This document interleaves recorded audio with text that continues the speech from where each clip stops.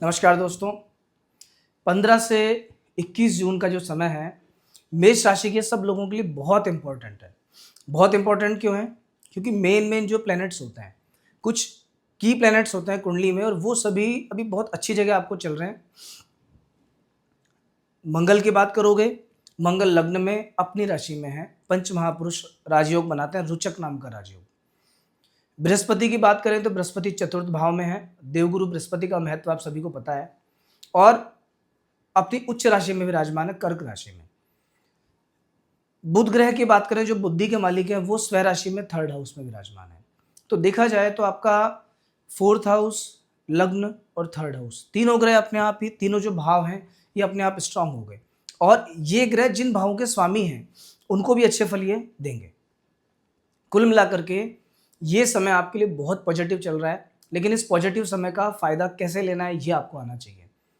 मुख्य रूप से होता क्या है कि जब भी कोई ग्रह गोचर में विशेष अच्छा चलता है कि बहुत अच्छी जगह चल रहा है, तो उस ग्रह से जुड़ी जो चीजें हैं वो अपने आप हमारे पास आना स्टार्ट करती हैं। मतलब ये ग्रह उनको अट्रैक्ट करते हैं।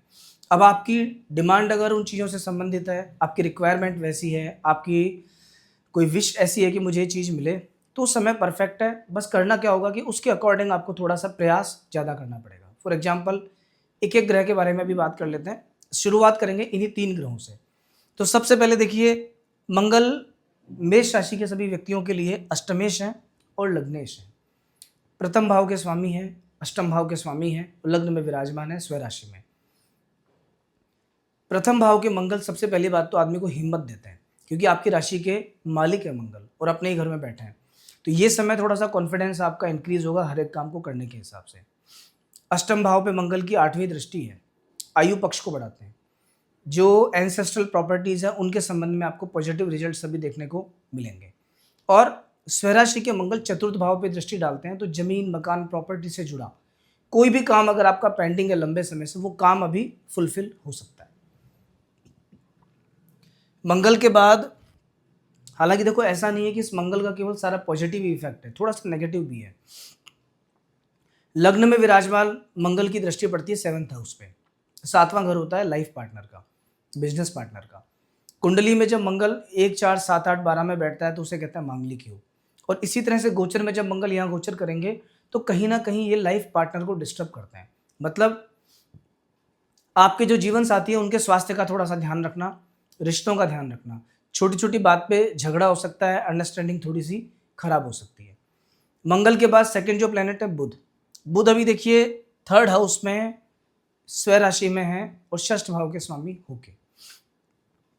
तीसरा घर होता है मेहनत का, हिम्मत का, डिटर्मिनेशन का, दृढ़ निश्चय का। जब तृतीय स्ट्रांग हो जाए तो वो व्यक्ति जो होता है ना वो सेल्फ मेड होता है। किसी की जन्म पत्रिका में भी, इतनी जन्म पत्रिका का मैंने देखी हैं, किसी की भी कुंडली में अगर लग्नेश 3rd में चले जाए या तृतीय भाव में मंगल सूर्य आ जाए या तृतीय भाव में कोई स्वय राशि का ग्रह हो लेकिन शुक्र के अलावा, वो व्यक्ति अपने जीवन में जमीन से स्टार्ट करके आसमान तक पहुंचता है। बहुत मेहनत करता है, दिन रात लगा रहता है और मेहनत से बड़ी कोई चीज़ नहीं है। इसीलिए अधिकतर जब मेरे पास कोई कुंडली दिखवाने आता है और ऐसा योग मुझे दिखता है तो मैं उन्हें एक ही बात कहता हूँ कि आप मन में एक बार निश्चय कीजिए कि आपको क्या बनना है, क्या करना है। दृढ़ निश्चय करोगे तो वैसा ही आप कर लोगे, क्योंकि हिम्मत बहुत ज़्यादा देता है ये। तो अभी जो तीसरे घर में बुध आपके विराजमान है, कहीं ना कहीं आपको ट्रैवल से फायदा देंगे, मेहनत बढ़ाएंगे, हिम्मत बढ़ाएंगे और क्रिएटिविटी बढ़ाने वाले हैं साथ में। चतुर्थ भाव, चौथे घर में अधिकांश ग्रह खराब होते हैं, लेकिन शुक्र और चंद्रमा सामान्य रूप से इन ग्रहों को यहाँ इतना खराब नहीं माना जाता, क्योंकि चतुर्थ भाव है सुख का। और सुख के घर में जितने भी जो शुभ प्लैनेट्स होते हैं, भले वो चंद्रमा हो, शुक्र हो, बृहस्पति हो, बुध हो, ये कंपैरेटिवली और ग्रहों के कंपैरिजन में ठीक होते हैं। और चंद्रमा और शुक्र को यहाँ बढ़िया सुख देने वाला ग्रह माना जाता है। अभी यहाँ पे हो क्या रहा है कि उच्च राशि के बृहस्पति, अभी बृहस्पति का जो ट्रांजिट हुआ था 2 जून को, इस ट्रांजिट के बाद में बृहस्पति आ गए आपके चतुर्थ भाव में। अब देखिए बृहस्पति की दृष्टि में होता है अमृत। यहाँ बैठे हुए बृहस्पति सबसे पहला काम तो क्या करेंगे कि चतुर्थ भाव को स्ट्रांग बना देंगे। स्ट्रांग बनाने से, जैसा कि आपने इस वीडियो की हेडिंग देखी, चाहे जमीन हो, गाड़ी हो, मकान हो, जो आपको चाहिए वो सब चीज़ों का पॉसिबिलिटीज बन जाएंगी। थोड़ा प्रयास आपको उसके हिसाब से, मैं हर बात के लास्ट में आपको बार बार ये कहता हूँ कि कोशिश, कोशिश इसलिए कि देखिए जब तक कर्म और भाग्य दोनों का मेल नहीं होगा ना, तब तक सफलता मिलेगी नहीं। तो दोनों चीज़ें आवश्यक है। इसलिए आपको करना क्या है, ग्रह तो अपना काम कर रहे हैं, आपको अपना काम करना है। यहाँ बैठे हुए बृहस्पति अगेन 8th हाउस पे दृष्टि डालते हैं, 12th हाउस पे दृष्टि डालते हैं और 10th हाउस पे दृष्टि डालते हैं। 8वें घर पे बृहस्पति की दृष्टि का मतलब है कि ध्यान, भजन, मेडिटेशन, इन सब में रुचि, साधनाओं में रुचि, अनुष्ठान वगैरह में रुचि, पूजा स्थान वगैरह में जाने में रुचि, पूर्वजों से संबंधित कोई संपत्ति की प्राप्ति, आपकी किसी पैतृक संपत्ति का कोई झगड़ा अगर चल रहा है तो 1 साल बृहस्पति यहाँ रहेंगे, आप पूरा प्रयास करो, वो झगड़ा सुलझने की संभावनाएं ज़्यादा बनती हैं। 10वें भाव पे बृहस्पति की दृष्टि है। अब देखिए बृहस्पति की दृष्टि में है अमृत, 10वां घर होता है करियर, मतलब आपको अभी करियर में नई नई अपॉर्चुनिटीज़ मिलेंगी, नई नई पॉसिबिलिटीज़ आपके सामने आएंगी और एक मोटिवेशन मिलेगा नया। अगर कोई प्रमोशन, इंक्रीमेंट या ऐसा कुछ भी होता है तो वो चीज़ें आपके फेवर में जाने का है। बट ये सारी चीज़ें देश काल परिस्थिति पर डिपेंड करती हैं। मान लीजिए कि अभी इस 1 सप्ताह की हम बात कर रहे हैं, ना तो इस समय आपके यहाँ कोई प्रमोशंस होते हैं रूल्स के अकॉर्डिंग, ना कोई इंक्रीमेंट होते हैं, तो फिर कोई ग्रह काम नहीं कर पाएगा। बट अगर ऐसा होता है तो ग्रह आपके पक्ष में है। 12th हाउस पे बृहस्पति की दृष्टि है और 12वें घर पे दृष्टि का मतलब होता है शुभ कार्य में खर्चा। लंबे समय से अगर आप वेट कर रहे हो कि घर में कोई शुभ काम हो जाए, कोई शादी विवाह जैसा मांगलिक काम हो जाए, कोई जमीन मकान में पैसा लग जाए, तो वो संभावनाएं अब इस समय पे बनती हैं। आपको उसके अकॉर्डिंग प्रयास करना है। मेष राशि को 7.5 चल रही है, 7.5 चलेगी, लंबी चलने वाली है अभी और इसमें टाइम लगेगा। तो 7.5 से घबराने की आवश्यकता नहीं है, क्योंकि शनिदेव पहली बात तो कर्मों का फल देते हैं, दूसरी बात आदमी को मजबूत बनाते हैं, तीसरी बात अच्छे और बुरे का फर्क महसूस कराते हैं।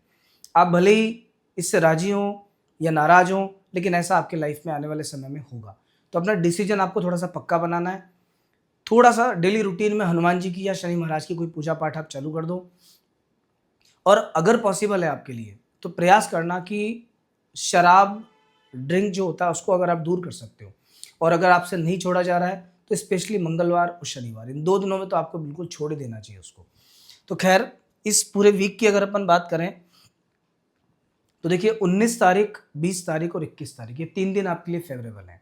21 तारीख को 3 बजे के बाद में चंद्रमा चेंज हो जाएंगे, बट फिर भी आपके लिए सही है। और 17 और 18 इन 2 दिनों में आपको सावधानी बरतने की आवश्यकता है कि कहीं कुछ गलत नहीं हो जाए। स्वास्थ्य का ध्यान रखना, फैमिली के लोगों के साथ व्यवहार का ध्यान रखना, और झगड़े में तो बिल्कुल भी नहीं पड़ना है आपको। तो ये था साप्ताहिक राशिफल। नेक्स्ट वीक हम फिर मिलेंगे नए राशिफल के साथ में। अगर आप फर्स्ट टाइम मेरे चैनल पे आए हो तो प्लीज़ सब्सक्राइब कीजिए। नमस्कार।